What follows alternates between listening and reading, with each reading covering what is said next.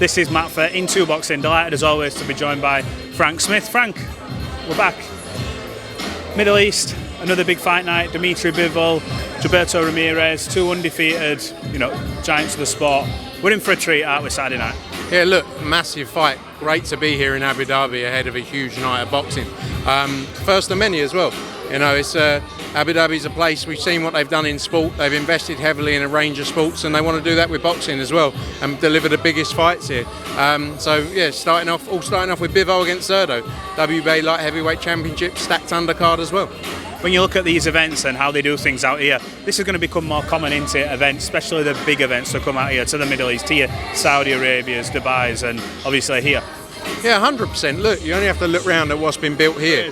It's a great setup. This is just Tuesday of fight week, and we've got so much more to come all throughout the week. And it's important for us. It's important that we grow the sport, and it's all well and good coming here and bringing these big events here. But the key for us is actually growing the grassroots of the sport, not just in Abu Dhabi, but other regions as well and other countries. We want to grow the sport as a whole, and the only way you do that is getting the young interested in the sport and bringing events like this, what people are going to see on Saturday night. That starts the process. It's not a 2-year plan, a 3-year plan, it's a 10-15-year plan to build the sport long term. And this year, like I say, this is the start of that.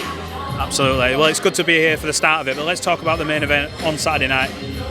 Dmitry Bivol, he came off a tremendous win against Canelo Alvarez.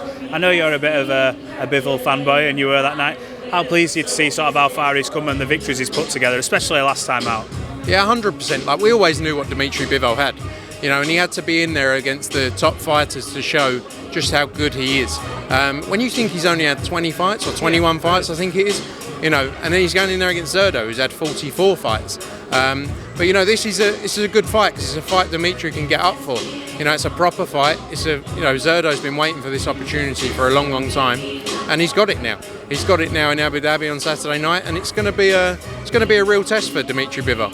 But I think Dmitry Bivol is a level above in the sport. I think he's shown that. I think he deserves to be high up in those pound for pound rankings, and I think you're going to see many more big performances from him. And Serrano's just the start.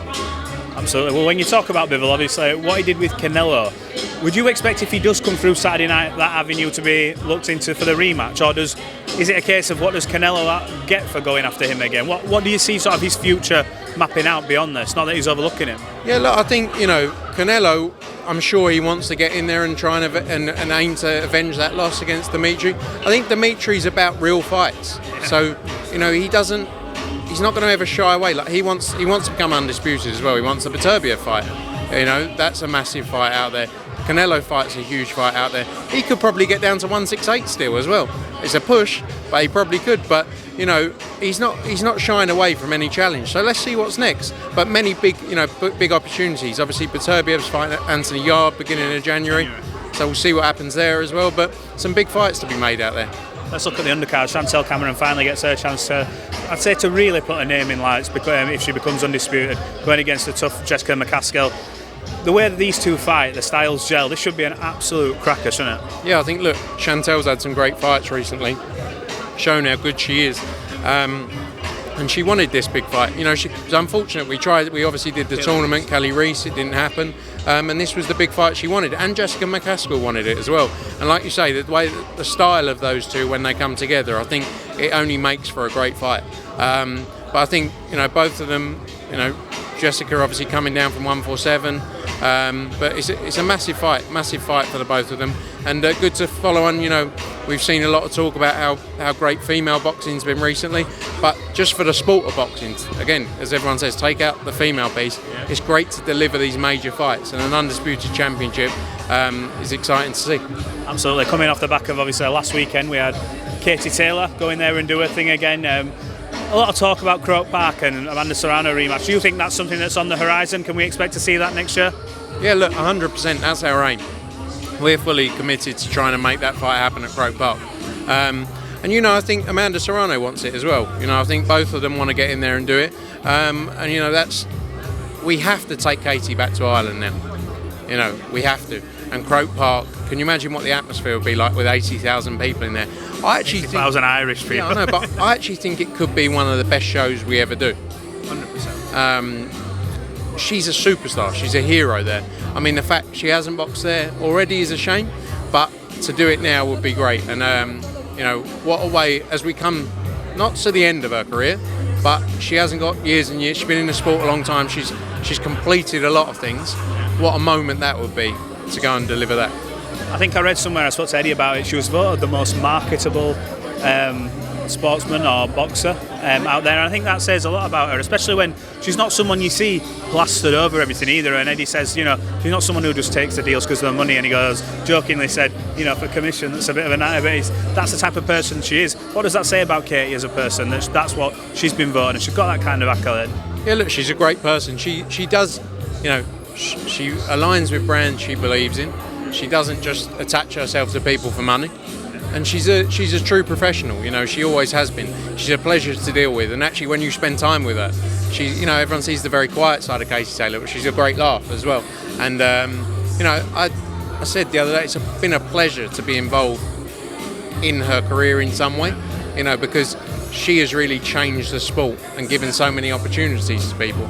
And look, lots of other people have done it as well, but I think she's been a huge part of why we see female boxing where it is today. And I think she's still got so much left to offer, and it's like I say, a pleasure to be involved in it. Absolutely. Moving away from that, someone I want to talk to you about, we've not spoken about him yet, but I'm sure you've done it a lot. Simon Jordan, he seems to give you a bit of stick, and he's said a lot of things about Eddie and Matchroom. What do you make of Simon? Do you think it's just him being controversial, or do you think he's just the way he is? What do you make of it? That's why he's got a job, hasn't he? Like, ultimately, he has lots of opinions, and that's why he is in the position he's in the on the radio. Has he gone over the top with it?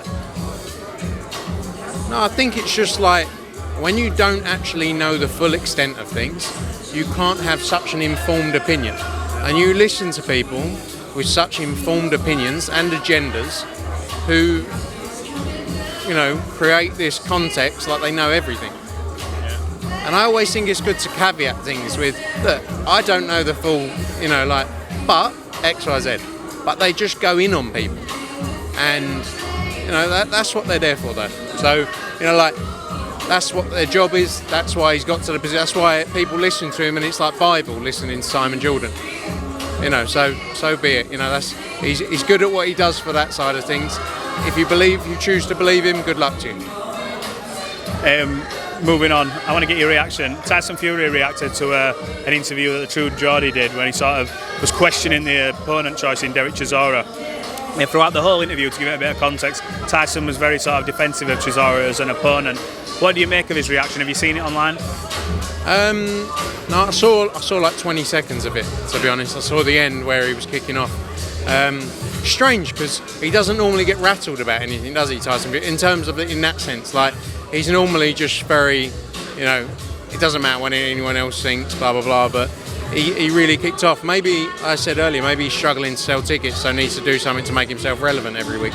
What do you make of the matchup with Chisora? So you do a lot of business with Derek Chisora. Obviously, I'm sure you don't begrudge him. It's great business for him. He'll go in there, and everyone knows he will give it his all in there. What do you make of the fight? No, look, one thing, Derek Chisora will give it his all. I mean, is it I speak to Derek all the time, so I love him to bits. Yeah. But there were other fights out there. He could have fought Daniel Dubois, who's on the same card. He could have fought Joe Joyce. I think with Derek Chisora, you're always in for, and you never know what's going to. Hence why he's still where he is now. Yeah.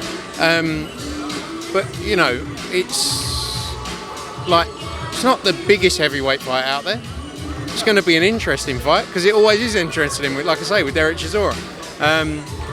And I think let's see what happens, but I'm not going to sort of go back and forth. I think there's a lot of other fights that could have been made as well. Yeah. But for whatever reason they weren't. It'd be interesting, obviously, the build-up and stuff like that. They've got a bit of history. Another heavyweight, obviously, your own, Anthony Joshua. There were talks after the fight in Saudi that he wanted to stay active and be out in maybe November, December, sort of get his mojo back. And what's the reasoning for him not getting in there and being active? As Eddie were mentioning, talks of a Dillian-Mike trilogy, maybe if Dillian comes past Franklin. Why is he not getting back out in November, December, keeping himself active? I think you're going to see him back out in February. We're obviously working hard to make December happen. few bits in the way that meant it couldn't happen. But like, he wants to stay active. So once we get this first one up and running, we'll see a busy Anthony Joshua, and that's the focus for us. Was the problem finding him the correct opponent who was available? I thought there was talks of December 17th. How come that sort of date's not happening? It didn't work out for a few different reasons, and the focus is now, like I say, February, March time, hopefully late Feb. Absolutely. Looking at the past few weeks and everything that's gone on in boxing, we've sort of done failed tests and stuff to death. If you're looking back now in hindsight, if you could change anything, would you? With what? In terms of how the process was handled, in terms of the Ben Eubank, the failed test, would you change anything? I know Eddie said looking back there may be something to change. From your point of view, would you change how it was handled? It's always so easy to look back on things, isn't it, and say, should have done this way, should have done this that way. I think ultimately, everyone again has an opinion without knowing the full facts of the matter. And we were sitting there with a lot of parties involved as well. The British Boxing Board of Control, who ultimately license and control the sport in the UK. Would we have done anything different? Yeah, if I could see what happened now, we would have pulled it straight away. But ultimately, hindsight's a wonderful thing, and we now have to go through these processes, and they're the discussions that were going on at the time as well.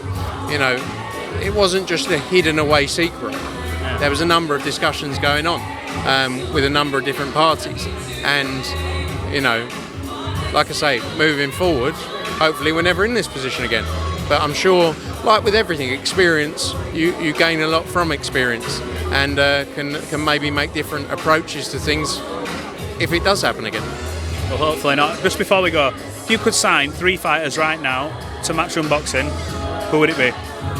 3 fighters right now to Matchroom Boxing. Yeah. You should pick any 3 fighters right now to join Matchroom. Who would it be? Gervonta Davis.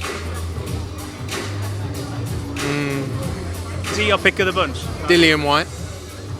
Dillian White. Deontay Wilder. And number 3, Inoue. A good 3. Look, Frank Smith, appreciate you giving us some of your time. Go on. If they've got contracts with anyone, that's not in a way approaching them. That's me just answering a question. Absolutely, yeah. We're not endorsing this. It's just purely, fictional. Frank Smith, appreciate you talking to Into Boxing. We'll catch up later on in the week. Cheers, mate. Good to see you.